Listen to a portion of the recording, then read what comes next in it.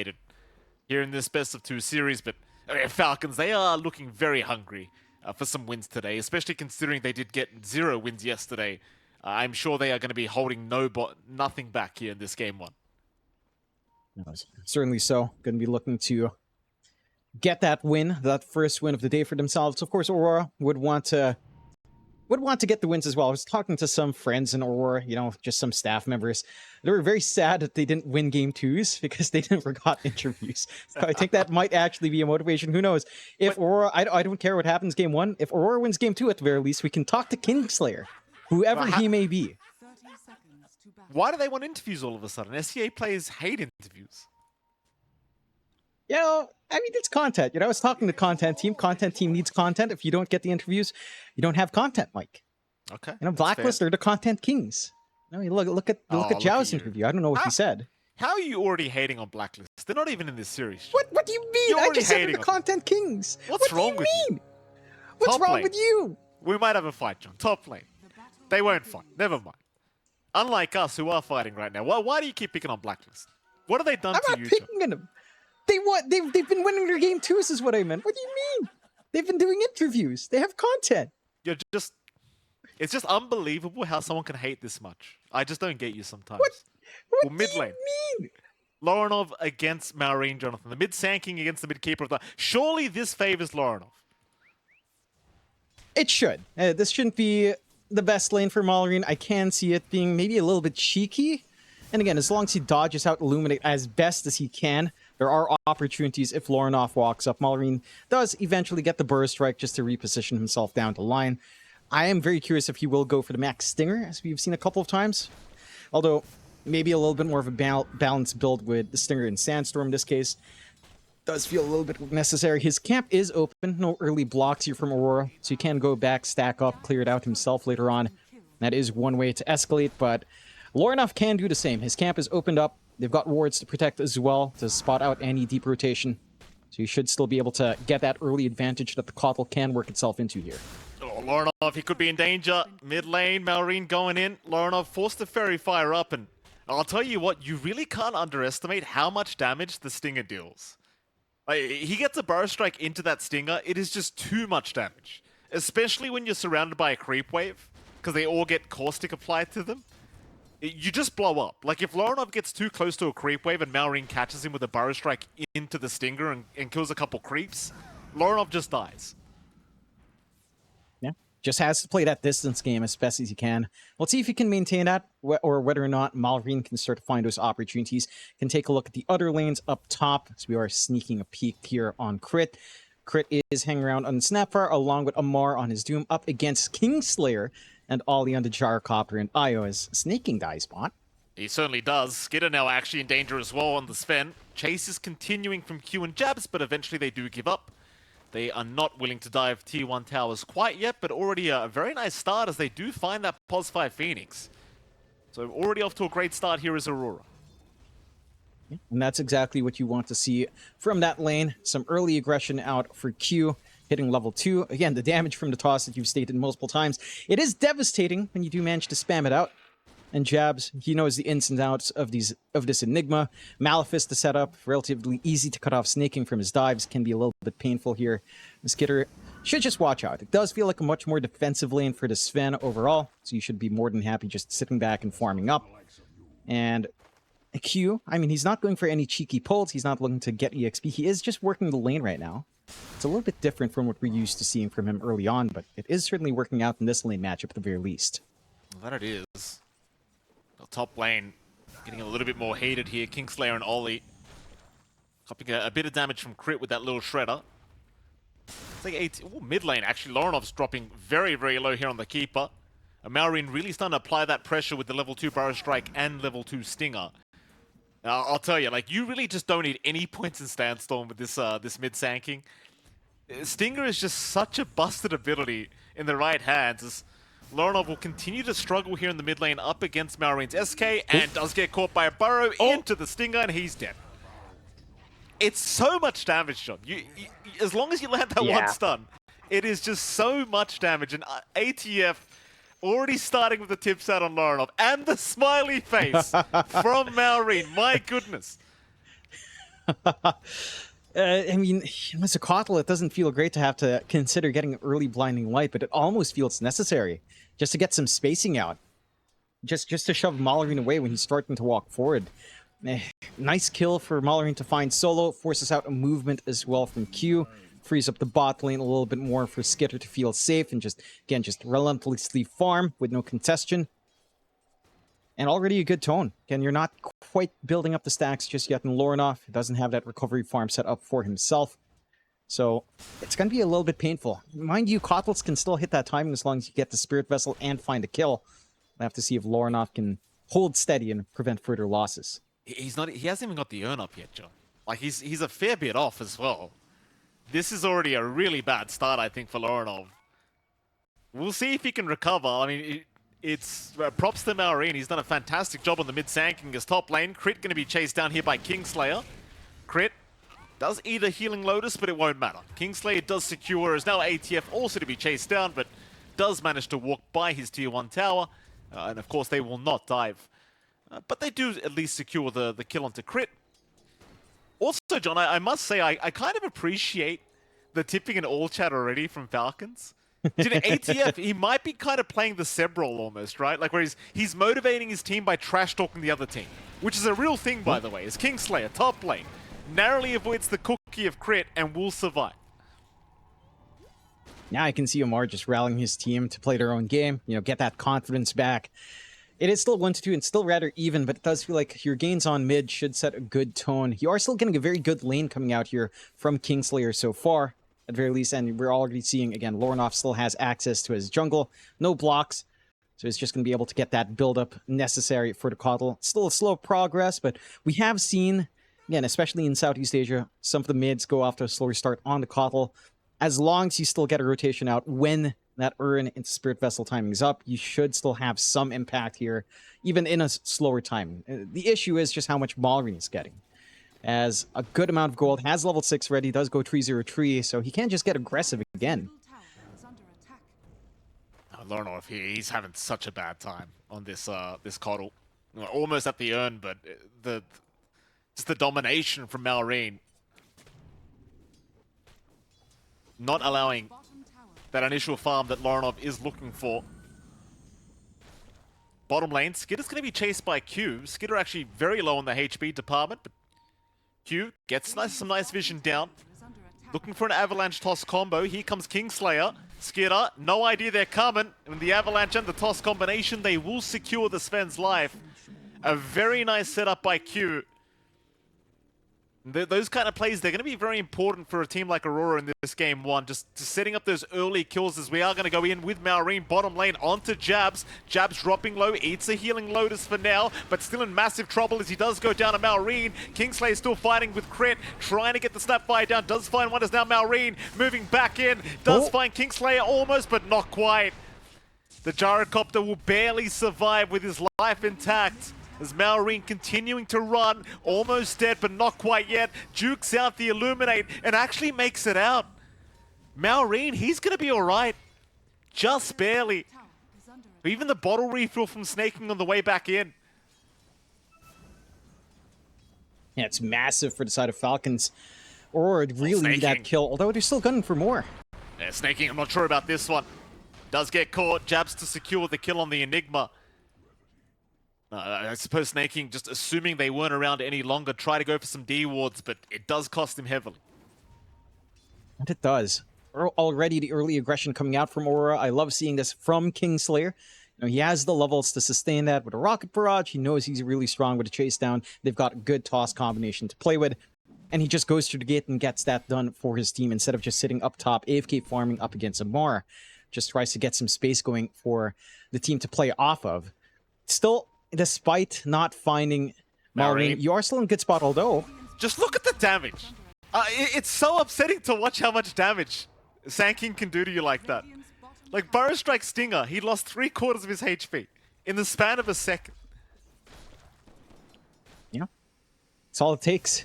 Not quite enough to burst Lorinov now, at the very least. He does have some stat padding with a crown. I mean, it's going to be a little bit hard to just burst him. Look at this. John Mallorin's going to catch him in just a moment if Lorinov's not too careful. He's all right as bottom lane Skitter. Again, could be in a bit of danger. Q's having a look around, but no, mid lane.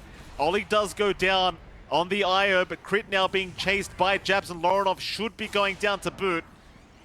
Be a direct support trade here between both sides.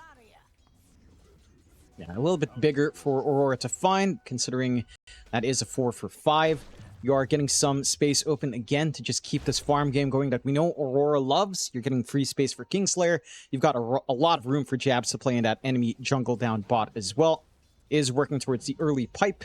So he's going for more of the aura build-up early on. Still has the black hole at ready as well if they can find an angle. Side of Falcons are starting to send a few numbers up top. Still no kisses up, but Amar is sitting on the Doom if he wants to level it up. There's a runbound potential onto Kingslayer if he's not too careful here. Yeah, he's got the ensnarers available as well, so it's a nice easy setup, and he does skill up the Doom. He wants to move in. They'll land it immediately. The ensnare out to boot, just to lock him down for the follow-up damage, though Ollie with a relocate will save the day. Kingslayer not going to go down this time around, though Ollie might. But no, he's bringing Kingslayer with him. They'll be both fine. A very nice save by Ollie. That's Doom gone. Amar's not going to be able to really do much outside of maybe getting a hold off with the ensnare, which is still useful. But that threat is gone. Getting caught by a black hole by Jabs. Jabs with the zero hesitation black hole onto the Pos 5 Phoenix. Just wants an easy kill and does secure it. Yeah, nice set of trades coming out for Aurora. Doom gone, you use black hole, but you at least find a kill, even though it's not the biggest kill in the world. You're still eating up all of this farm space in the bot jungle. And that is space that Skitter can't utilize. Or Sven still lagging a little bit behind in net worth, despite all this free time where he's not contested outside of that one pickoff earlier with Kingslayer and Q. It is still slow going in comparison. Slow going for Amar and Skitter. That's not good news. You know, Sven can outfarm very quickly, especially if there's stacks up. Not quite the biggest stacks here yet for Falcons. And of course, on a Doom, you just naturally get that farm with Devour and with how tanky and hard you are to shove from lane. But the fact that they're the bottom 2 network cores, even though it's not a significant margin, is not the best of news for Falcon. Aurora are doing decent enough work despite the topsy-turvy start. They've got the full Spirit Vessel up on Lorinov. Again, they've got the relocates ready if need be. Their spells are down. This could be time for Falcons to try to get something off the smoke. Skitter again. I mean, the Q's watching him. Falcons, they are wrapping. Jabs, he'll barely avoid them for now. Instead, bottom lane, Skitter does get caught by an avalanche, but the toss is out as well. Q setting up on Skitter. Skitter's got some help coming in from the backside. Here comes the Epi and the Burrow strike. Maureen landing on 2. He found Kingslayer with it to boot. And they'll take down Jabs on top. A triple kill for Maureen, as it might just be an ultra in a second. Q also caught. No chance of survival. There's an ultra for Maureen. And I'll tell you what, I mean, Falcons, both side lanes have been struggling a lot, and they still are when it comes to the net worth department. But Maureen, he is carrying this team on his shoulders right now. There's no two ways about that. That he is. And again, for Aurora, that was pretty optimistic for them to try to gun for that. Jabs is still a pretty long ways off when Q does initiate in. They're depending heavily on just a relocate play. But Falcons, again, they were already set up with a smoke from mid into the bot lane. They got a good wraparound. They got a good angle. They were expecting something to come in. And when you've got 2 heroes stuck like that, you have a lot of AoE hold on Falcons. The Stormhammer's there, the Burrow Strike, even the Cookie. It just makes it hellish for Aurora to run in like that. They smoke up. They don't have Epicenter, but they do have Doom back up, and Amar does have a fast blink here. They've even got a haste on Maureen, so he can really close the gap quite nicely. And they're going to find Lorinov. That's a great target. Find the Keeper of the Light. Lorinov will go down. This mid-coddle, he just doesn't have the momentum. Like, I don't want to call it too early for the coddle, but I dare say his chance of having the big impact you're looking for, it's already dwindled away. Like, Maureen's completely shut it down. He has. Like, he played so aggressively into his level 2, level 3, level 4 timings. Just kind of ran it down. Lorinov never felt comfy afterwards. Didn't manage to really set up early stacks until he was like level 4 or 5. So his recovery process was a lot slower as well. I do like the response from Falcons. It does feel like they've definitely watched some of those Aurora games where they play off the relocate. They set the bait up with Skitter, they follow through, and they just keep going. They keep playing offensively. We heard from Aurora last time, you know, when we did interview them, I believe it was in the Riyadh qualifiers, why they kind of go back to Gyrocopter IO. It's because they're a louder game. They're not allowed it this time around. They will go for a smoke play out. They've got the pipe and jabs, nothing defensive yet. They have all their spells ready. Just need to find a way to initiate here. Oh, they're looking at Crit mid lane. Crit, he's not the biggest kill in the world, but they'll just take whatever they can. That being said, Crit is actually casually walking out for now, as Q will break the gap with the Avalanche, and eventually Crit will drop. But that is purely just Falcons not bothering to rotate and try to force a fight either. So that could have gone very badly for Aurora had Falcons actually made the rotations in, but they decide better off. Yep. They know there's no reason to play in just for your pause 4. There is still time to defend on the mid as well. Respawn's not too long. You've got pretty much all your spots ready to go as well. Epicenter is up. Doom's back up. Kiss is ready to go along with the egg. Top lane. Are looking. They're trying to look for Malrine, but he's easily just TP back towards his team. They'll group up in the mid lane. They might force a fight. If anyone's there, I mean, at the very least, the IO is coming back, and well, Ollie will just have to accept that he is going to die. As of all people, Snaking will take the kill on the Phoenix. You get your support tax in. You know, Snaking with a little bit of farm can feel good. He already has his own urn. He's going for his pipe.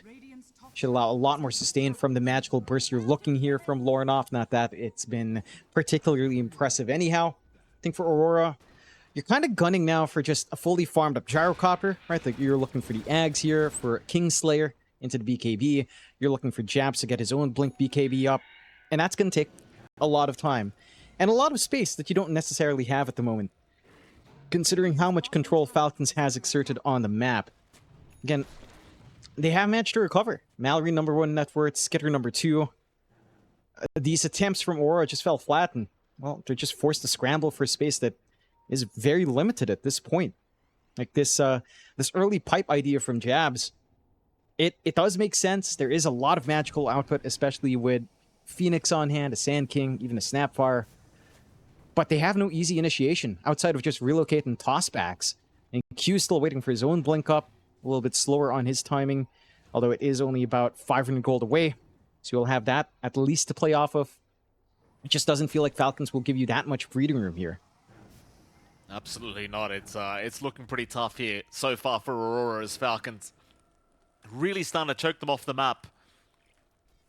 You do see Kingslayer top lane ready to defend that top tier 2 tower, but ATF, he looks like he wants to jump in with the Blink and the Doom, and Malrine, he's sneaking up from the backside. They'll find Kingslayer. And by the time he realized they were coming, he tries for the TP out, but it's all too late. Falcons once again getting away with a huge kill onto Aurora. And it's onto the top tier 2 tower. Not going to fully commit. Their push pace isn't the fastest. So they will just pull back, maybe expecting a response out, but Jabs, they've pinged the area. They've got a good scan here. They do. Jabs for now, able to get away. Malrine not connecting with the Burrow Strike. Jab's still going to be cut off by ATF by the looks of it, and ATF does still hold the Doom. The Lorinov right behind Jab's going to ensure that ATF doesn't actually go for the jump in. You did have Jabs with the Black Hole ready as well, so you really don't want to risk it right now with the Enigma. Falcons, they do think better of it, and they do just back their way out, but now they've got a 7k advantage. So they're in a very good standing right now, Falcons. And you look at this Gyrocopter, John, like, Kingslayer is going to start taking Ancient stacks away, but he's already pretty far behind the farm of Malrine. And now even Skitter taking over on the Sven is going to be a pretty concerning sign for Aurora. That it is. And the Ags timing isn't too far off. He does go for the Chrysalis first instead of fully finishing the Ags. So it does have some damage at the very least to help out in clearing out here. You do have one key timing set now for Aurora. You've got the blink up on Q. And that's when we tend to see Aurora's game start to go for the better. Once they've got Q in a position where he can play make for the team, they can start to play around some early pickoffs, try to maybe get some easier relocate plays in. We'll see if that's something Aurora will want to dip into, and maybe perhaps just opting to wait instead for some follow-through from Jabs with his own Blink BKB, and just try to use space when Falcons will provide it. Falcons, for their part, already eyeing that Roshan up top. Not going to take them too long. They've got the output for this with a God Strength as well. And Aurora are in no position to contest. They just do not have enough to stand up front when everyone's clumped in like that. And you don't even have, again, that blink up just yet on jabs. Kingslayer does have that full Ags we were talking about, so now just the BKB missing. And some pieces of the puzzle are coming together, but a 7k advantage is going to be hard to play into, no matter what. Oh, absolutely. Like, you've always got that kind of late game scaling, because you have Enigma, you have Gyrocopter, but it's... I mean, right now with the 7k deficit, in fact, make that 8k now, things are just going to be very, very hard in terms of controlling Falcons. And Falcons, they are happily pushing out that top wave now into the tier 2 tower once again. Meanwhile, Aurora, they are looking down at that bottom lane, but it's really only snaking around the area. And he's just going to push out the wave again with the Fire Spirit. So this kind of hard to jump him on the Phoenix at the moment. And Aurora, they're not going to bother. They'll back their way out. As Falcons, they're going to smoke up as 3. They'll go through the twin gates down towards the bottom lane. A smoke on smoke scenario now, though. Aurora seem to want to try and force a fight. Jabs though may get caught first. He's been spotted. The smoke is broken. The stun is out. But here comes Kingslayer. They're on a Skitter. They've got the Sven locked down. Maybe they've got him. Skitter, he'll lose his first life. Meanwhile, ATF, he does go down. He got the Doom off onto Jabs, but he does lose his life for it. So a 1-for-1 trade. A 2-for-1 if you count the Aegis going down for Skitter. And ultimately, Aurora, they should be very, very happy with that.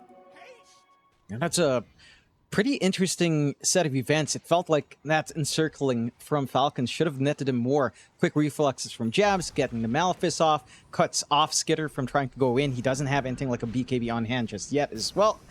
So has no protection from some of these softer stuns on the side of Aurora.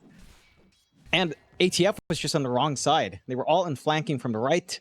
He's coming in from the left, cuts them off, but is isolated himself as well because of that positioning. He removes the black hole threat, sure, but there's no one to follow through from the Doom. So that's a minute without worrying about Doom here for the side of Aurora if they wanted to play in. That's a minute without the Aegis, with no chance of Roshan anytime soon, as it is a fresh take from Falcons. And we'll go back and take their Tormentor. You have some more utility here for snaking now with a Sunray in the egg. So there's a little bit more to play with. But, I mean, your lead is still widening on Falcons. It is just a mild concern. They are going for a little bit of a relocate onto their own Tormentor now on the side of Aurora. It does feel like the 10k deficit at 21, it's still big. You know, down to 8k off the Tormentor, it's still big, but if it doesn't grow wider, if you don't take objectives on the back of this from Falcons, again, you reach this late game timing for Aurora, where BKBs are up, where you've got, you know, Jabs who can just safely commit the black hole at that point. You've got Savage who's not going to care about Malorine's output. Things can go a little bit topsy-turvy. It makes these fights a lot less straightforward for Falcons than they already are. I mean, absolutely. It is one of those things. Like, this game is nowhere near over yet. Even with that net worth advantage, 1 or 2 team fights can really turn it right back the other way. And, of course, most of that net worth right now is on Malrine, on this Sand King. So once you've got those BKBs to come up, suddenly the Sand King may not be quite as scary as it once was in the middle of these fights. But now, though, Falcon's still holding on to a very strong position. Skitter working on towards his own BKB now on the Sven. He has fallen back behind Kingslayer, but it is still Sven. He'll be able to catch up, no problem. Overall, Falcons, maybe after that last fight, they might just sit back and take it easy for a little bit. You know, there's no Aegis to play with. So there's no real rush to try and secure any kind of objectives. Probably just best off securing your core items first. Yeah. Just sit back and farm, which, again, it's also something Aurora wants to do. Well, bottom. We've talked to them before. ATF, he was underneath the Sentry Ward, but it was his own. Never mind, he'll be fine. He'll TP up. I thought maybe he was going to think about making a jump in onto Jabs or Q, but see, once he sees both of them, he will not bother doing so. And with that, Aurora, they'll continue the farm game. Falcons will do the exact same. You do now have that that BKB available on Skitter, so you could see the Sven start to ask for some plays to happen, but he is lacking a bit of damage, I'd argue, so probably best off just continuing the farm. Get that build up, go back to the Echo Saber, maybe get a Harpoon to help hold people down, get yourself in forward in these fights. And again, like, there's no direct pressure for Falcons to play fast. It is just Also kind of playing into what Aurora wants to do anyhow. They will go for the smoke out. Now with that BKB pickup, see if they can land a connection here on the side of Falcons. No forward vision for Falcons. They are going in dark. Aurora is smoked up now as well. They sure are. Into the dire Kingslayer? triangle they'll go. Kingslayer gets spotted. BKB is up immediately though, so Malrine's Burrow Strike does nothing. It's Falcons, they will retreat. BKB forced out from the gyrocopter though is going to feel pretty damn good, because now you can go for another team fight, and they are trying. ATF trying to go onto Q. Q able to blink out on the Tiny though, is going to be fine for now as Falcons trying to find it, but he TPs out. Aurora, they will successfully disengage this time around. And Falcons, sadly, off the back of that BKB usage of Kingslayer, they couldn't really get much out of it. I mean, they can still try though. Malrine's in the dire triangle again. He'll see Ollie for a second, but he won't jump. He's a little bit too far from the rest of his team to safely make that solo play. Still have points of control here for Aurora. So we'll hold back, look for the tier 1 instead. Shouldn't take them too long to clear this out. Aurora not interested for that objective. Again, it's been out for a while. They will relocate, but it's just out to get farm for Kingslayer. I'll just continue to get that build up into the data list now. BKB gonna go off cooldown relatively soon. Tier 2 is set to fall. Again, Aurora, this team, they don't mind losing some outer objectives. Yeah, Aurora, they are a team that like to play that classic kind of game of high ground defense. You know, it's just... This team will drag out the game for hours if need be. It's no problem. You know, they are very, very experienced when it comes to long games. Well, ATF... Getting caught top lane, Jabs, he'll pop the black hole. There is no hesitation. It's a great pickup if they can secure it, and they will. The ATF even pump faking the Doom at the last second, but obviously was not intending on throwing it out. And that is a very meaningful kill for Aurora to find. It is black hole committed, but this is Jabs without a BKB anyway. He's not going to be looking for a big team fight black hole, or just looking for some pickoffs to try to equalize the game. Again, it's 11 to 11. 9k lead still holding for Falcons, but they were at a 10k lead maybe 6 minutes earlier. So they're not gaining much off this advantage. It's holding parity. They will kill off Q at the least, but he has been playing forward for the team and does take note of the vision that was planted here in rather awkward positions for Aurora to try to clear out later on. I know, like these timings still lining up for both sides. It is still smooth. Like, Avar is going for the Octarine into his own BKB. You've got the Bloodstone coming out for Malrine. And that AoE on the Sand King with the Stinger, with a Sandstorm, Epicenter, and Burrow Strike. It is going to be pretty crazy. It will be something to watch out for once he does commit in. Also, just a little bit more lifesteal with the damage he's pumping out. I know, it's just not comfy for Falcons to fully feel safe with a game going this slow. Again, they're probably just waiting for next Roche, which is a very fast respawn here. It is going to be up top. Can try to gun for it themselves, but Aurora does have some nice forward wards. So at least maybe set up for a contest down the line. I'll see if they want to give it a crack. I mean, neither side has really checked the Roshan pick quite yet.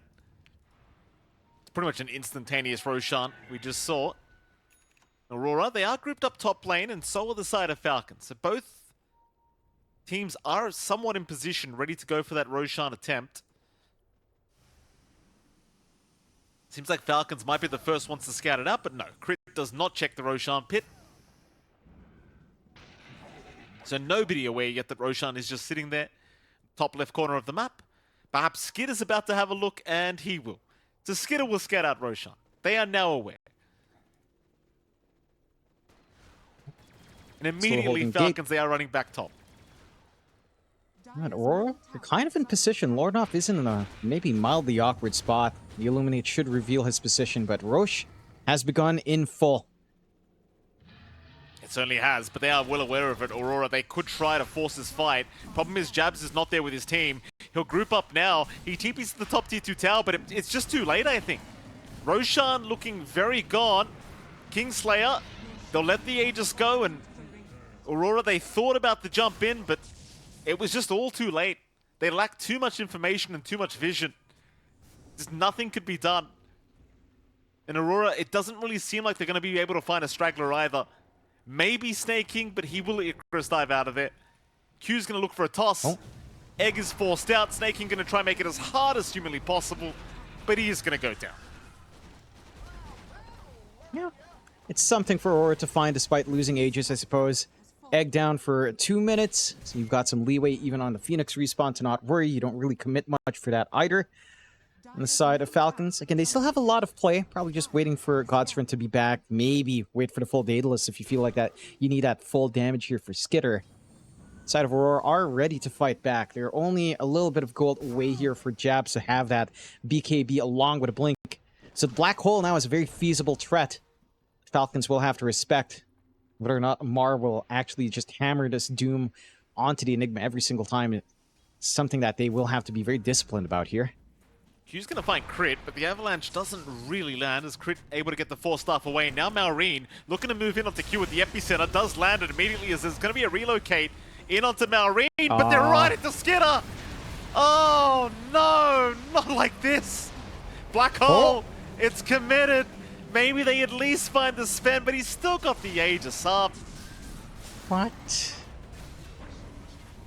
That's What a panic was that? relocate if I've ever seen one. I don't know what it is, Jonathan. It was something. I mean, Falcons, they will happily accept the gift that was just provided to them by Aurora. yeah, they could just go high ground now. No threat, no Black Hole. They know the utility from Aurora is all gone. Amar is just going crazy. Yeah, I mean, Lorenov looking very gone as well, as Crit is able to secure the kill on the Snapfire, and yeah, very awkward relocate out from Ollie and Kingslayer, and well, naturally, it is gonna cost them a Rax. Luckily for them, on the side of Aurora, they do still have 2 tier 2 towers standing in the mid and top lane, so they can't go for the Megas, and they cannot go for a secondary Rax yet. But Falcons kind of stealing away this bottom Rax. They really shouldn't have been able to get away with that easily, but they do. I'm just so curious why they didn't break Tether. The Q died so damn fast. Maybe they were expecting Jabs to be on top with a Black Hole much quicker than he was. It's just a little bit lackluster from Aurora. Huge punishment from the side of Falcons. They've got access to that secondary Rax now, but they will play it a little bit more cautiously. Still, don't need to fully back out. Black Hole is still an 80-second cooldown. Skitter still has Aegis. They've got the full Daedalus. There's nothing to be scared of here. Oh, toss back Q into the T4 towers. He caught Skitter with that one, but the Aegis is still up for Skitter, so he will lose his first life. Can they get him a second time? They don't have toss up yet, so the answer is no. But Falcons, at the very least, do have to retreat, as it seems like Aurora will be able to successfully defend that mid-tier 3 tower. Just barely. It will hold on by 52 HP. And that's some impressive tossbacks from Q just off of that BKB, having the confidence to try to isolate away. Take away a little bit of the tools here from Falcons. They're still at the heavy back foot on the side of Aurora. 22k behind now, 17-12 Falcons. In control of the game, 1 Rax up, 1 lane that you've constantly got to repair here on Aurora. You still need so much more for Kingslayer to feel like he's got the output. Is going back for that butterfly. And that evasion will provide some durability in, although whether or not that's something Skitter cares about with his cleave, probably not that much. Got some good moves onto Amar if they can catch him out somehow. Oh, they're going to give it a crack, but Amar just blinks away, and Jabs will get in range for the Malefice, but it seems like ATF's still going to be just fine as the relocate's a bit off the mark again. Just a little bit further back in position than you would have liked here, and ATF able to get away scot-free. And suddenly they're smoked up here, Falcons. 4-man smoke in the mid lane. Running right through the mid. Q does manage to back his way out at the right moment. However, they'll see the Illuminate from Lorenov, and they might just dive the high ground here. Lorenov, he's got no idea they're coming. Smoke broken. Maureen, he finds a great target. Q could not help out. There's nothing the Tiny could do. And suddenly Aurora, they're down a mid-coddle, and it's back to defending this mid lane. And it is. They do have Black Hole back up on Jabs. No BKB on Q, but a BKB on Jabs if they can somehow work this fight. Question is how? And Doom is still ready on Amor. They can just kind of instantly punish Jabs if he's not too careful. They'll take the melee racks, they'll leave a range racks at 10 HP. But they've basically gotten that entire lane now on the back of Falcons. Great smoke out, great read. Lornoff, it just hasn't felt like this Coddle has provided much. Like, there was some early movements out for this hero, but the timings were just way too off. Malrine worked the lane way too well. Maybe down the line, if you can get a Sight of Vice or at least an Ags, you can provide some teamfight utility. We'll go for the Tormentor. Find at the very least free shard for Jabs is pretty nice. The Malefice and the Eidolons. Just a little bit more coming in, but Falcons just grow bigger and bigger. Full Satanic up for Skitter now. And Malrine still hanging onto the cheese. Has his full Eternal Shroud with all the protection he already has on the Shivas and the Bloodstone he found earlier. You've got Omar up with his own BKB. Still fresh at 9 seconds. It just feels like this game kind of devolves for Aurora into Jabs landing a big black hole. Almost onto 5, if at all possible. That's kind of where we are right now. If you are Falcons, you are just sitting pretty at the moment, understanding you're 1 racks away from securing those mega creeps and, more importantly, securing your first win of the group stages thus far for the Riyadh Masters. It's all about not messing it up at this stage. But with a 28k advantage, it is very hard to see them messing it up, to be fair. And props to the Falcons for kind of getting it together here on day number 2 of the groups and not allowing a repeat of what happened in day 1, at least for now. And Aurora, I mean, still in this game 1. Still just trying to play catch up here with Kingslayer. You'll see the Lincoln Sphere being built up on your Keeper of the Light, so Lorenov now got a bit more defensibility on the Coddle, but that's just pretty much for the Doom. And ATF, yep. I'm sure he's going to have no problems break that Lincoln's. He's already got the Purge creep stolen for himself, so the Lincoln's break shouldn't be too challenging here for ATF. No, and the Purge has come in clutch. Like that relocate movement up top earlier, and he bailed out from Malefice with that Purge, which made that position of the relocate from Ollie just not pan out. And you're just not giving that many opportunities to Aurora. Slow shove up top with a creep wave, not fully committing on the side of Falcons, hanging back. Aurora not falling for the bait, but could just lose another tier 3 if they're not too careful. Falcons looking for a flank out with a smoke. This could be big. If Aurora caught off guard. Oh, Lorenov. That's the target you don't want to see going down that quickly. But there goes your mid-keeper again, as now Crit with the kisses out, trying to get some vision and slow some heroes. Malrine, he's going to spot Kingslayer. Bro strike forward, out of range. Kingslayer forced to BKB, just TP away, but the Doom is out. No, it won't matter. ATF. Maybe a bit of a... What do you call that, Jonathan? The muscle memory. Muscle memory, I think it was from ATF. And it is. Doesn't quite interrupt, so Kingslayer's free to go. He's going to be happy to bail out. That does cost him BKB once more. And it might cost Jabs. The Jab's able to BKB and just walk away. Q gonna jump in with a toss back onto the Phoenix. They caught snaking for a second, but he's still gonna be fine. Instead they'll try for Malrine, but he's gonna cheese up. He'll move right back in. The tier 4 towers, no problem for Malrine. It's the epicenter, gonna slow everybody up. Kingslayer trying to run, but he has been taken down by Skitter as Jabs. Jabs, what are we waiting for with this black hole, sir? There it is, he gets it, the 4-man, but there's no follow-up to it. It's literally the Fountain versus Falcons. And Falcons, I think, have won. They will walk away. At least they hold on to that final lane of barracks, but with Black Hole down for a minute, 2 minutes and 2 minutes and a half, like, how are you meant to defend this lane of barracks now? It feels near impossible. Now you're depending on Q maybe jumping in, getting a good toss back, as we've seen a couple of times, but... Oh, here we go. Why jump in and toss if you're the one just getting annihilated by Falcons? No toss necessary. We'll blink in this time around. Buyback from Q. Aurora, they're going to try and slow this down as best as they possibly can, but again, without the black hole being up, it's pretty hard. They'll toss back Skitter into the tier 4 towers. You've also got Kingslayer buying back here. He'll TP into the racks. He'll try and chase down Falcons, but they're all running. They're all fine for now. Nobody's been caught. That is another thing about this draft of Aurora, right? Like, you're so reliant on Q setting up every initiation for you. You don't really have any other initiation apart from Jabs. And that's No. just Black Hole. And that's it. That's all you have to play with here on Aurora. Falls flat. You've got the full MKB out now for Skitter. So the Butterfly to protect Kingslayer isn't going to do much anymore. They're smoking out on Aurora. They're just trying to eat some map space back up. Black Hole, it's still a minute away. Roshan back up for Falcons to take. Again, they've got the output. Aurora comes in. The signal's out, but Aurora can't feasibly fight in there. They just have to deal with another secondary life, another cheese, and a free Ags from Roche now. A free Ags from Malrine is going to be massive. He does pick it up. So now you have to contend with the burst strikes up from the Sandstorm as well. Yikes. It's painful. It's scary. Look at 46k net worth advantage now for Falcons. It's a very, very big lead if I've ever seen one. And props to Aurora. This is, again, their specialty of dragging out the games no matter how much the net worth lead is against them. But now with a 47k net worth lead, I'm sure Falcons, they should be able to put a lid on this game one. They I'm should. sure they can. They've got the refresh. They've got the refresh on Mar now as well.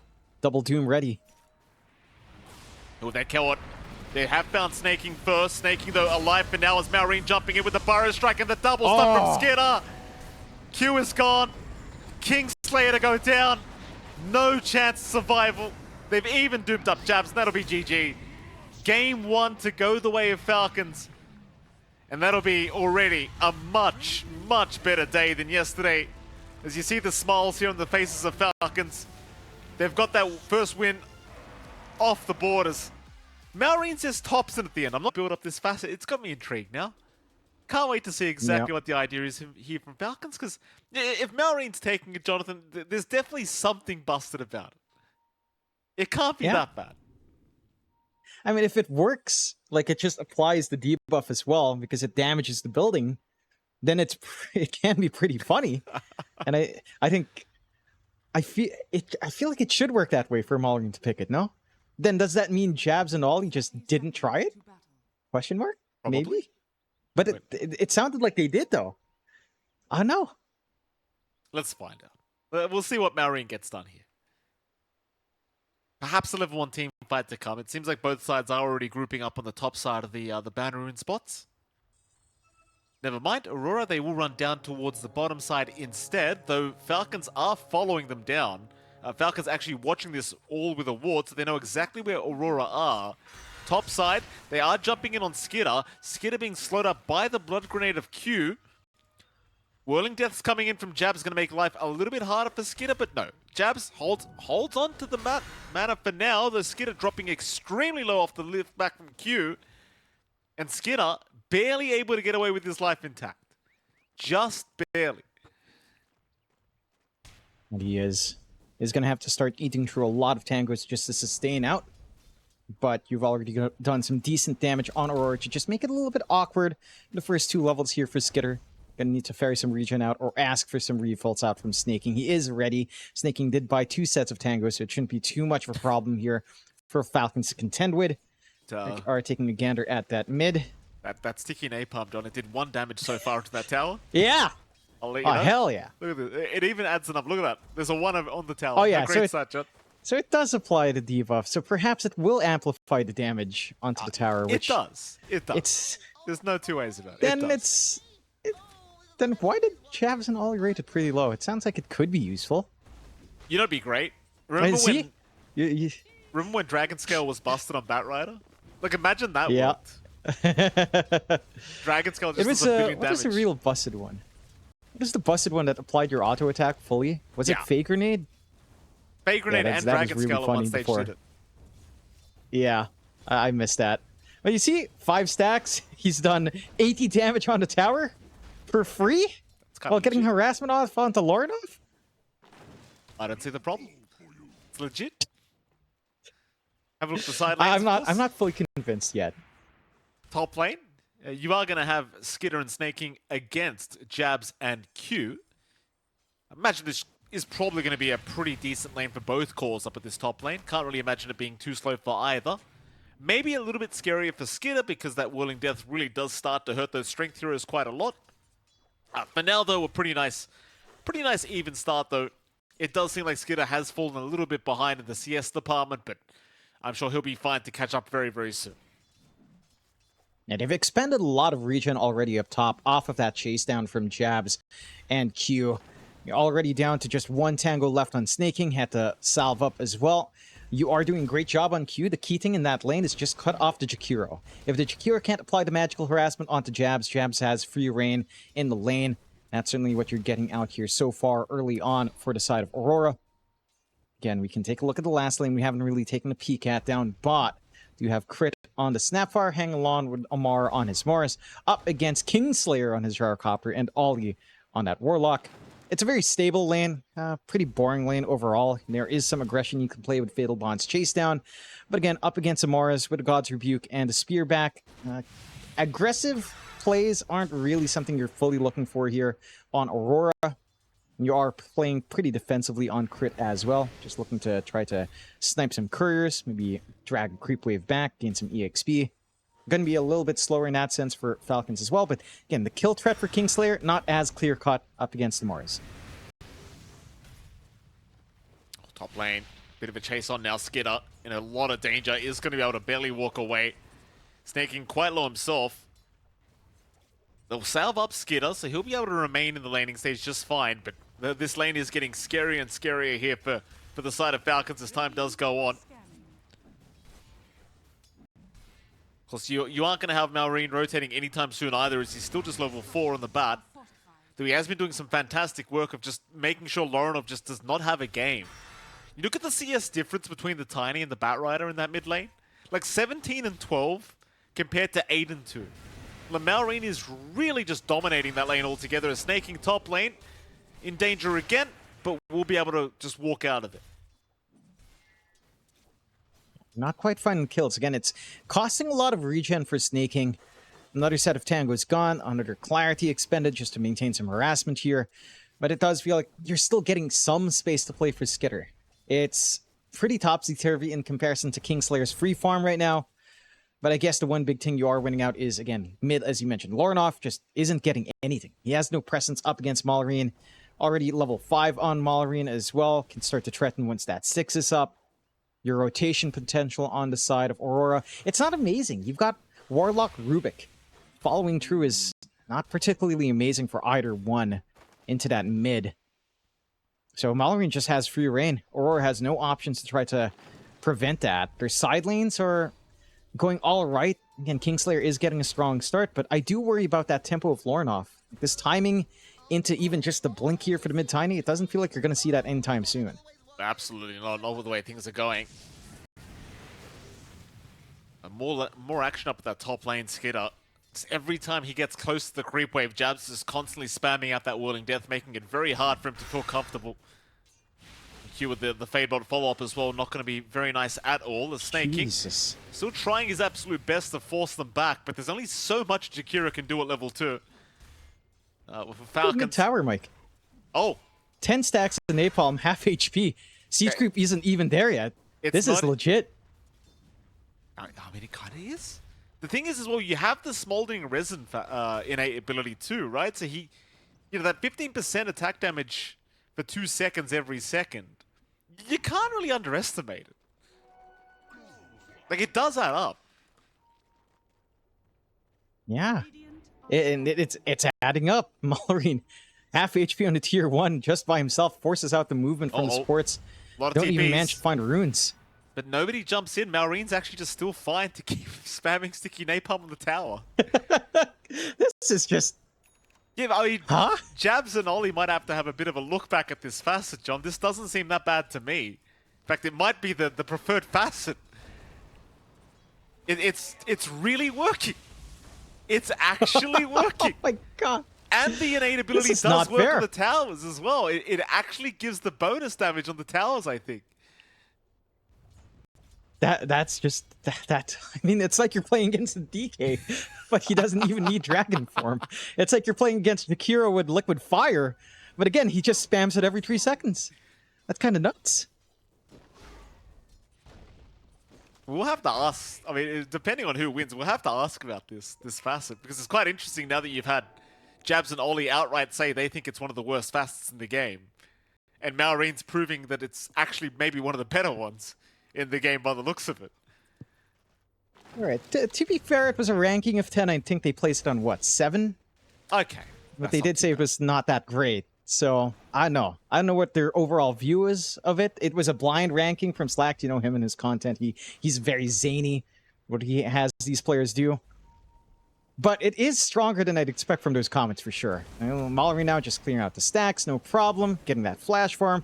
Has level 7. Doesn't bother with the lasso yet. Just wants to get that quick build up. 0 kills on the board. 7 minutes 40 in. But that's kind of to be expected from some Aurora matches anyhow. In the laning phase, again, in terms of farm, is going pretty well for Kingslayer and Jabs. It just feels like this Mallory difference is going to be a bit of an issue. Is rushing for that blink, has been. If this tier 1 tower falls anytime soon solo with this Batrider, you have some problems. Oh, you certainly do. We live in a world now where Batrider apparently pushes towers. Ollie being pushed around, oh my... and he is he's gone. That's a lot of damage. First blood to Malrine of all people, making matters even worse for Aurora as Cookie not going to quite land.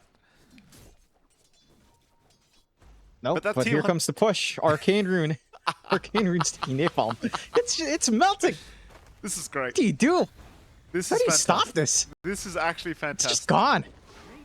The smothering resin actually applies to the towers as well. That's so stupid. Why? Why do we do this, Val?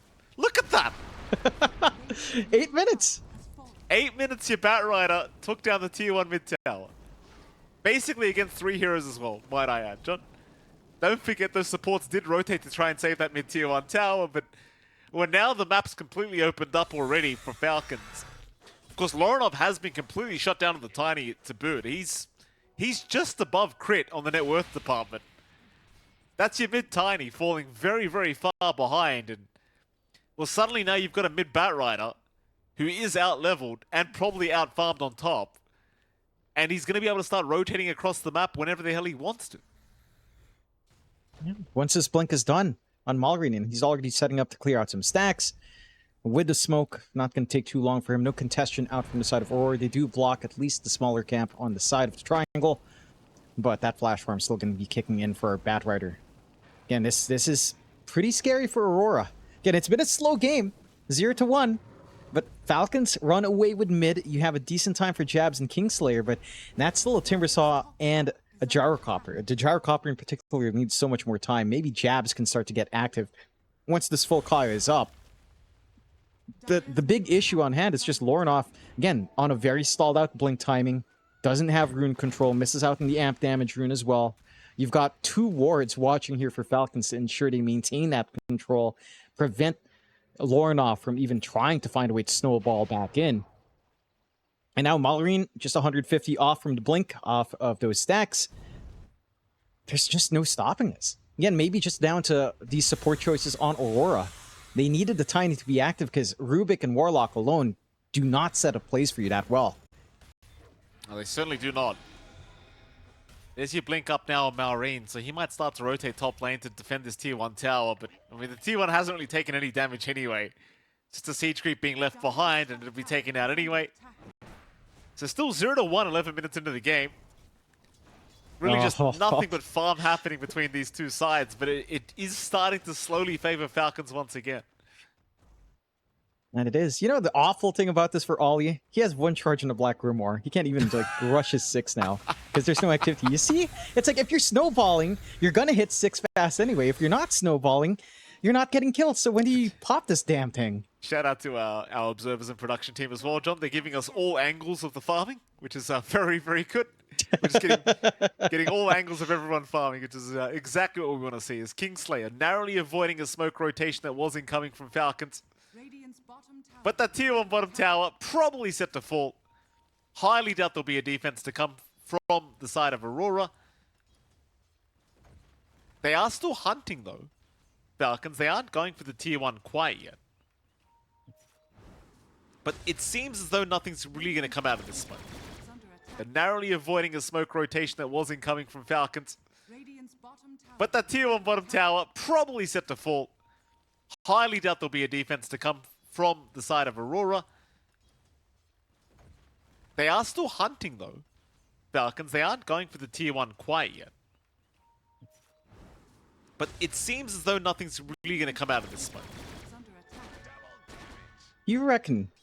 Do you reckon Aurora with Kingslayer now are trying to set the next record for F10K? Do you reckon? They say, oh, 42 minutes, that's way too short, guys. Let's drag this out to 50 minutes before anyone gets 10 kills. I mean, I think Falcons would be the ones to stop them from doing that, let's be frank, John.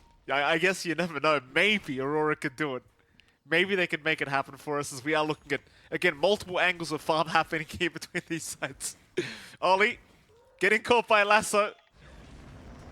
He's going to die, and sadly, the Black Grimoire does not get updated with his own death. So that book is not getting any bigger as time goes on. Yeah.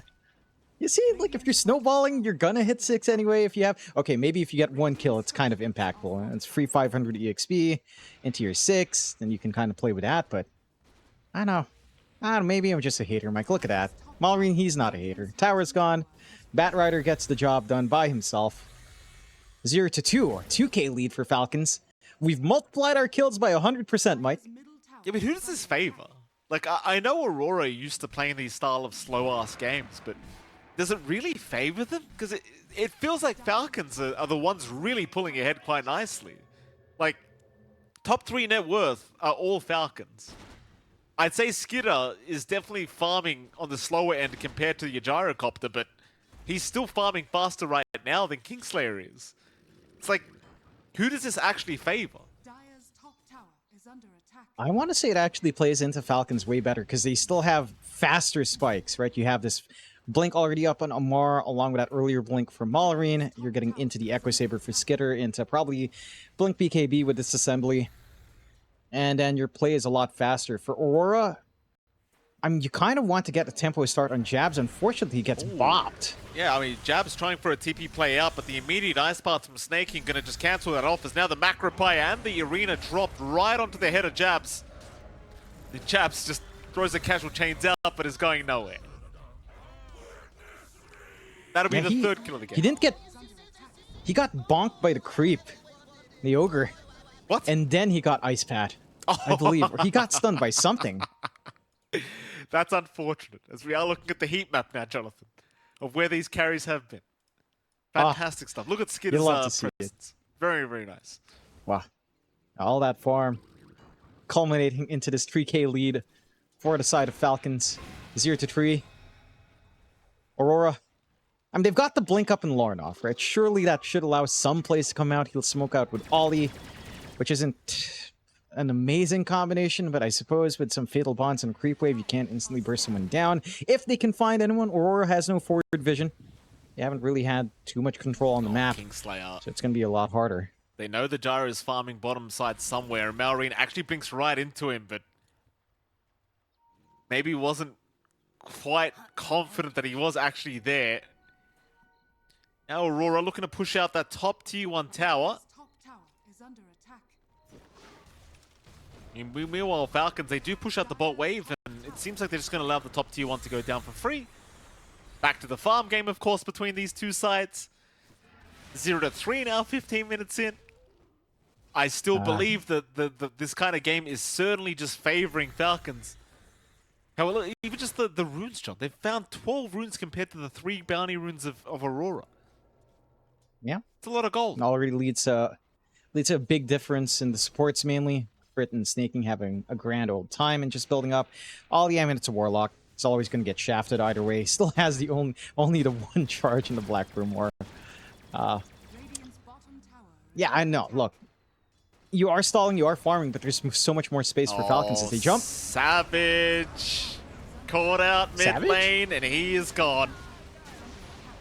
Lorenov gonna jump in, he'll try for crit. Ice Path's gonna block everyone else off though. It's a very awkward kind of path in for Aurora. Up the staircase, but they're gonna lose Lorenov.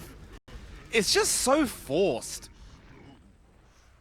Like, they're farming mid lane after playing a passive game like that, allowing the opening for Falcons, and then they force a fight where they've got to run up a staircase against the Jakiro with Macropire Ice Path. It's just too forced. And it is. And again, their follow-through is not amazing with bait plays like that. You drop Golem, you don't have the follow-up, you don't really have anything. I don't think so. I think they literally just wanted to clear out some farm, tried to play greedier. Didn't quite respect the lack of control in the bot jungle. Just look at this. And get punished. We can take a look in the replay. Great move out from Amar. Follow through to Kisses. Golem's down now. Kingslayer's gone, even in the flank. The last minute spear from Amar again. Just helps to secure. We talked about this in draft, this build-up from Falcons. All of this AoE control they have, area denial, low cooldowns as well in comparison to what Aurora are trying to do with his Warlock pickup. Hasn't really panned out. 7k lead for Falcons, 0 kills for Aurora. Map space keeps shrinking. Blink from Laurenov hasn't done much yet. The Falcons are just running away with this game too so far. Oh, they absolutely are now. A 6k advantage. 0 to 5 is the scoreline. Still no F10k coming up for either side.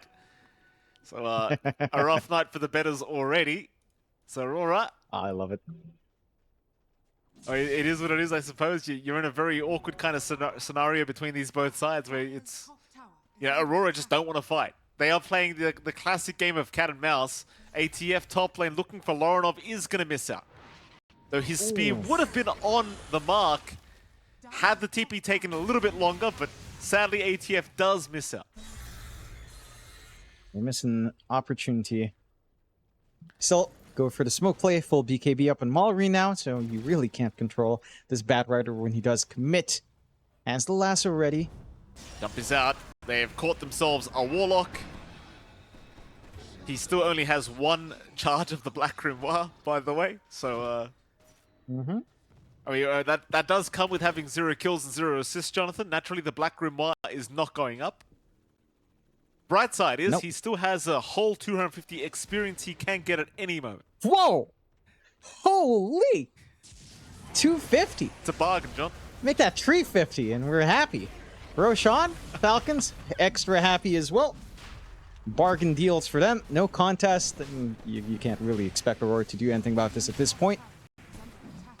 So let's try looking at Aurora. What do you do when you are 7k behind at 19 minutes in with 0 kills on the board?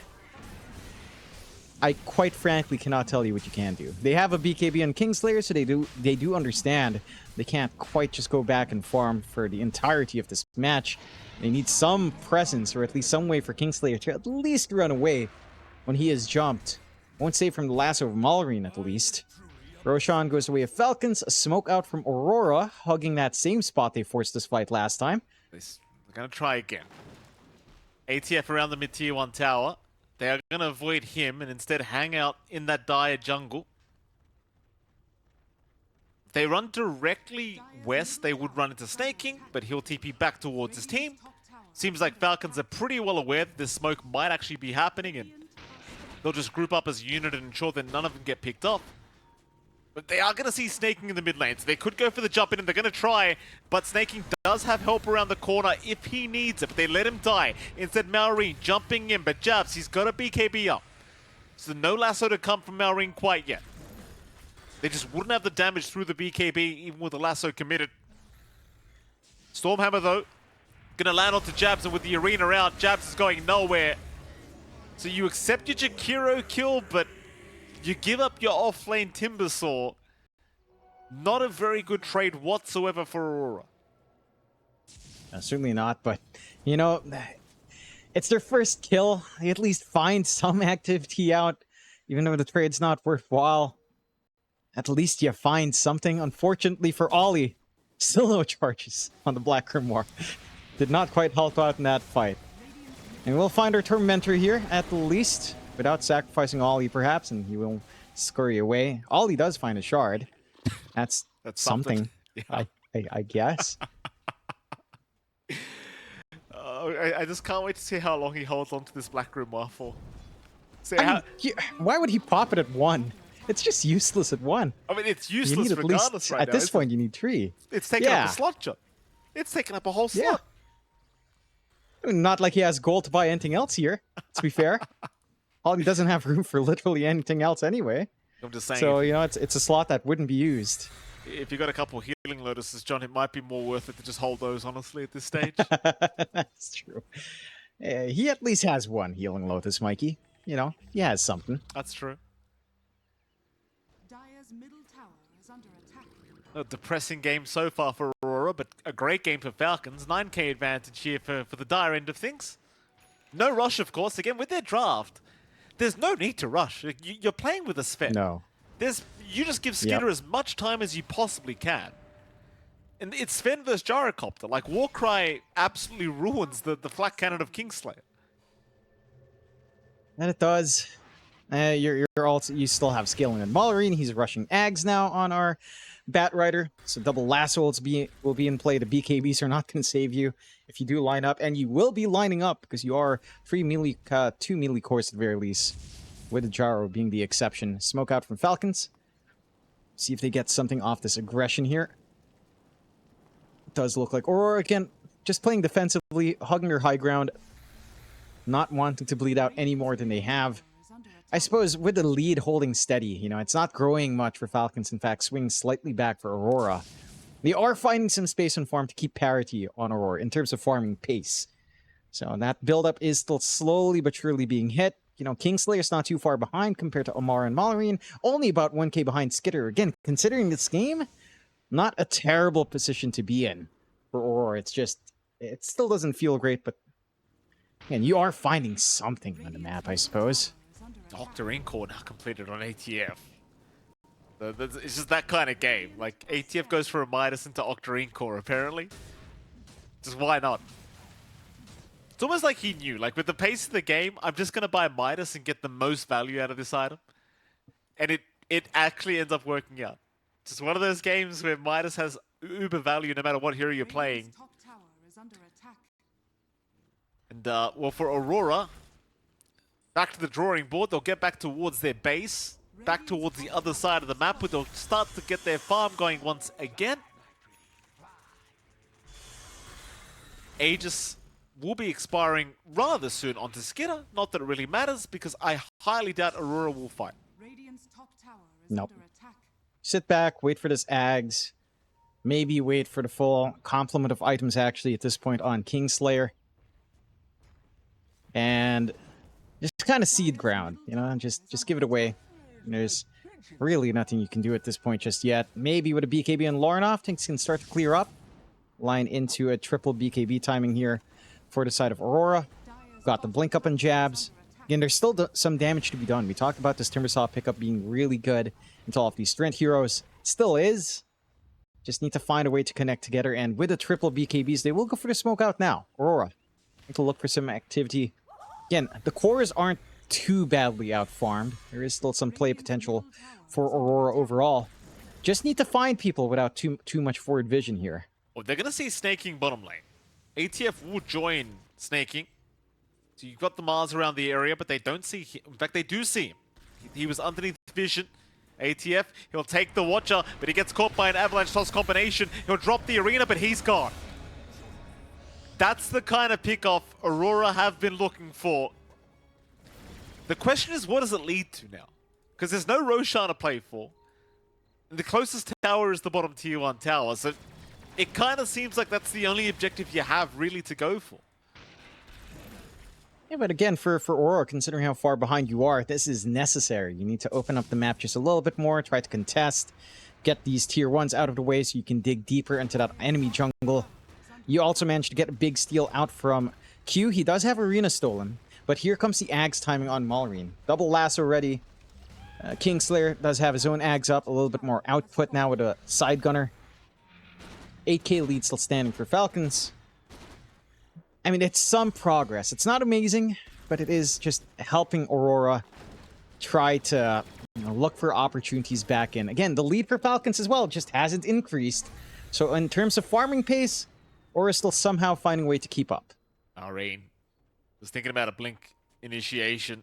Decides better of it. Takes the Arcane Rune, but now Lorenov, he's going to toss back onto the Bat Rider. Marine, though, he gets his BKB off in time, and now the double lasso is out, dragging back to Lorenov and Kingslayer. There's still going to be fight for now. There was no follow-up to it, but here comes Skitter. He's onto the Tiny. Lorenov is gone. That's one way to start the fight. It's Jabs trying to rip apart another, but it seems as though Jabs is the one to fall, as they will secure a double kill onto Skitter. Looking for more. ATF going to find Ollie now, the Warlock, and Ollie is going to drop a triple kill for Skitter. And sadly, Jonathan, nothing will come for Aurora. They get literally 0 kills out of that. Nope. And again, they find one pick off, they take a tower. It's some space, but it's not space you can really capitalize on. And at least Falcons, they cross the threshold for us, Mike. 2 to 10. 10 kills finally on the board. Full Daedalus up now for Skitter off the back of that fight. Again, great reveal from the double lasso of Malorine. Just a little bit slow on BKB usage there for Lornoff. Pops it as he dies. Snaking. A bit of danger, snaking. Feeling charitable, going to give his life away. Kingslayer going to be very, very happy with that. Even Crit copying a fair bit of damage in the mid lane from Lorinov, but will be okay to back his way out. So now Falcons back to the drawing board for themselves. A 12k advantage now. Just play the farm game once again until your cooldowns are up and available. And of course, Roshan is going to be available in 35 seconds to boot. Just save those cooldowns for that, I suppose. Aurora, they're the ones that need to find a way into this next Roshan fight. That they are. Again, they have some tools available. Triple BKBs are there, all ready to go. You've got, I believe, the Daedalus for Kingslayer already done and dusted, unless he's just skipping that for the Butterfly, and he is. Opting for the Butterfly instead of the bigger crits. Which is fair enough. Try to block off this right-click damage coming in from Skitter early on. Although, again, the cleave is not going to care for it too much. Falcons. 3 to 10. 12k lead. They do check Roshamar was in the area, so they should know it's available. Maybe looking to force a fight beforehand, as Aurora are also eyes on the objective, hang around top on their side of the map, and they will go for a smoke sneak out. This could be big. If Aurora does manage to find a key pickoff, take control of Roshan somehow, and take that Aegis, the game can even out, but that's a lot of big ifs. Oh, ATF, he's already jumped in. They broke the smoke of Lorinov. Marine looking for a lasso. Not going to throw one onto Jabs yet, though. Jabs popping his BKB, needs to run, but the lasso is now out. They caught the Timber. Skitter making very short work of him. And Falcons, they just want more. More kills to come. Aurora, they will retreat, but Skitter's looking to move right in onto Lorinov, and Lorinov, will they do at least get the stolen lasso here from Q? But it's not going to matter. Kingslayer in trouble. Arena is down. At least the BKBs do allow them to get away, but Malorine's chasing into the base now. He really wants that Tiny, and he's got him. Lorinov, he's gone, and so is Kingslayer by the looks of it, trying to get back towards the fountain. He'll barely make it out. Oh my, I mean, they're just diving him past the tier 3 towers, John. That they are. They get a freebie kill onto the Golem as well. A little bit more gold coming out there for Skitter. And now they have free access to Roshan if they want to go for that safer objective first, which they will. Aurora, again, just unfortunate. They were sneaking up with the smoke. Amar just blinks forward onto the creep wave, breaks the smoke, ruins that angle out for Aurora. Now, no hope of contesting that Roshan either. We'll still try to smoke and sneak around here on Aurora, but not into the pit. Roshan being a little bit cheeky with the twin gate usage, almost juggling Malorine. It'll be fine to get to the other side of the map though. Aurora, they have smoke. They are trying to get there in time to contest this Roshan. Scan is going to give the information they require, but Roshan's still going down very, very fast. They have really no time to react to this. They've got to go now. Jabs has jumped in, blinks in, tries to get one. Malorine is fine, but Crit does go down, but Jabs now in danger, does take the cheese away on the Timbersaw. Meanwhile, Snaking also dropping as Kingslayer, trying to find Malorine, does catch out the Batrider. 3 down for Falcons. A very chaotic kind of initiation here from Jabs, but it does pay off. Yeah, that's a pretty considerable set of kills coming out from Aurora. 3 kills, netting them almost a 3k gold swing back. Again, getting this cheese up on Jabs does provide a couple of possibilities for them now going forward. And taking away, again, some pieces of utility that Falcons would have wanted to have on hand. A little bit unfortunate for Falcons. The Roche crossing just not able to clear it out during nighttime does cost them a little bit more. They still maintain this 12k lead. But Aurora are showing some signs of life. You're still not going to want to play into Skitter, especially while the amp damage rune's up. And you don't have the best room to try to contest the objectives. But, again, you are keeping up somewhat with farm at this point. You are seeing that effect of the Timbersaw when he can get the angle in with the Whirling Death and the Chakrams up. Jabs can still do some good work. It's just a matter of finding those engagements. Falcons lead has dropped down to 11k. The graph still 84% for Falcons, but they are giving Aurora, 16% chances, which again, they have been finding. Fighting 1 out of 10 opportunities, it does feel like fairly accurate. No, I'd say so. Tormented to be taken, snaking. Well, in fact, rather Malrine will get his free shards up now on the Bat Rider.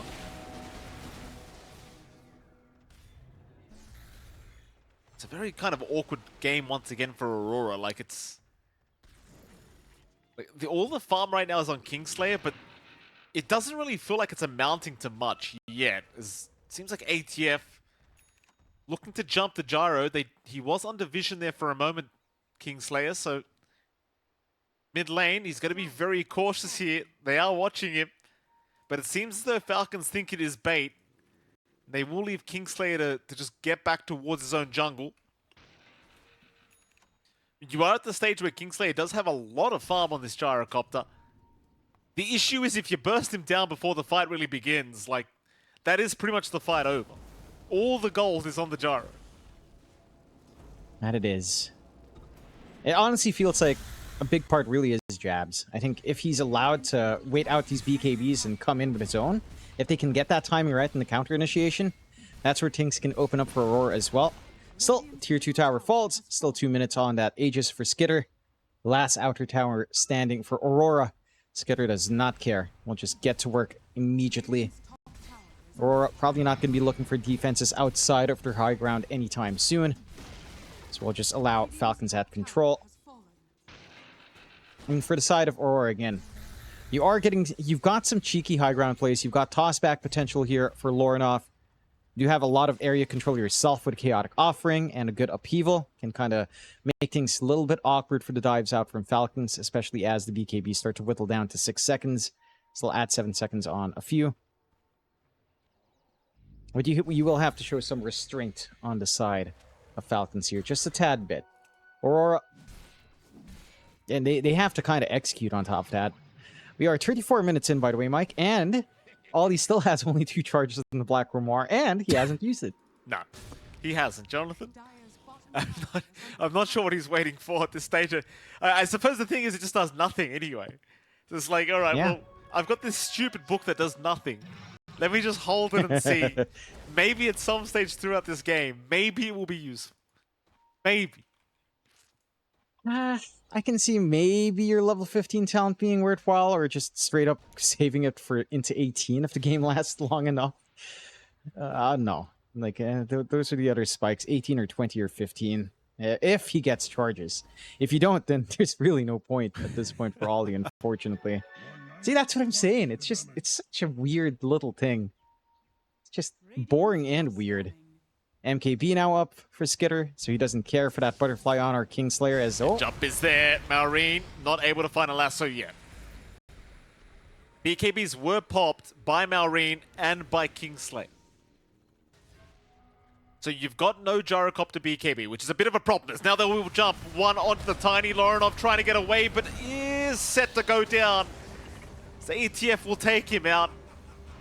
Onto Jabs they'll go. Jabs chains back towards the base. He'll be okay for now, as the BKB will keep him safe. But Falcons, they are onto mid-tier 3 tower. Skitter will find it, no problem.